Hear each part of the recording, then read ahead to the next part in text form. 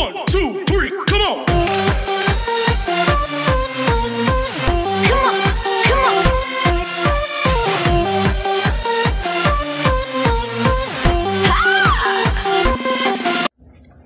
So, hi guys! Welcome back sa aking channel. Ayan. Ngayon guys, kung naalala nyo, yung nung nakaraan, gumawa po ako ng kalande uling. So, hindi ko pa siya natatry. Ngayon, ipapakita ko sa inyo yung aking ginawa. Susubukan ko po siyang gamitin ngayon.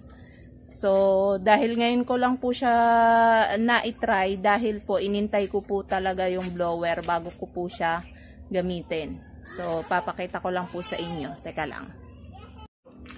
So, ayan na po siya guys. Ito yung aking hinintay na blower.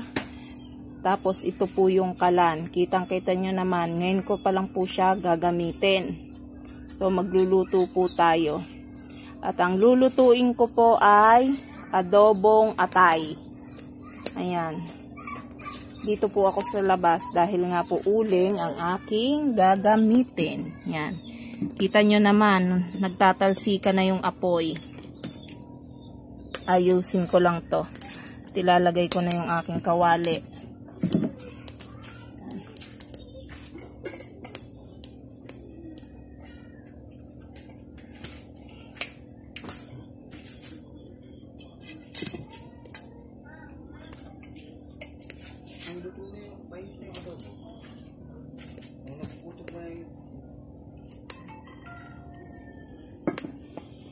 Nakikita nyo naman po yung apoy, ang lakas-lakas.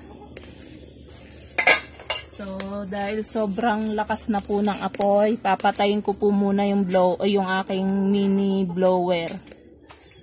Yan.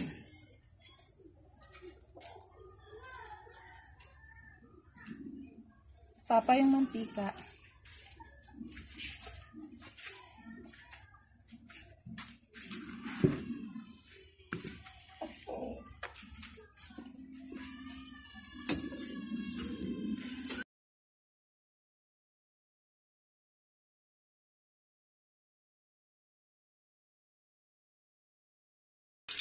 So, ayan guys.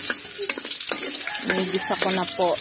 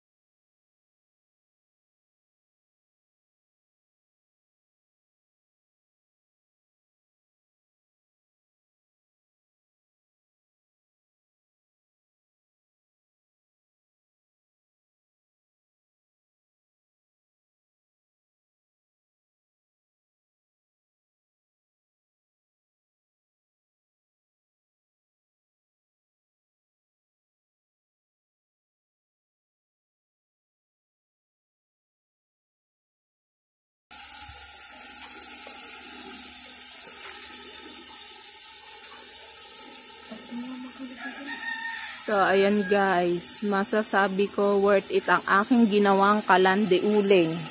Ayan, no, kitang-kita nyo yung apoy. Charan! Lakas ng apoy niya.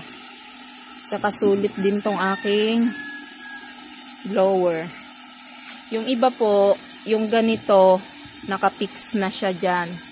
Pero sa akin, ayan lang. Itututok ko lang dyan sa butas. Siyempre, nga, gaya po ng sinabi ko, babae po ang gumawa niyan.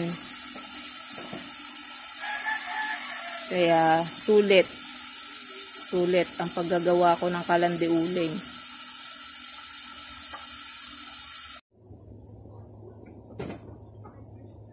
So, ayan na guys, ang aking niluto. Kumukulo na siya. Salamat sa aking munting kalan.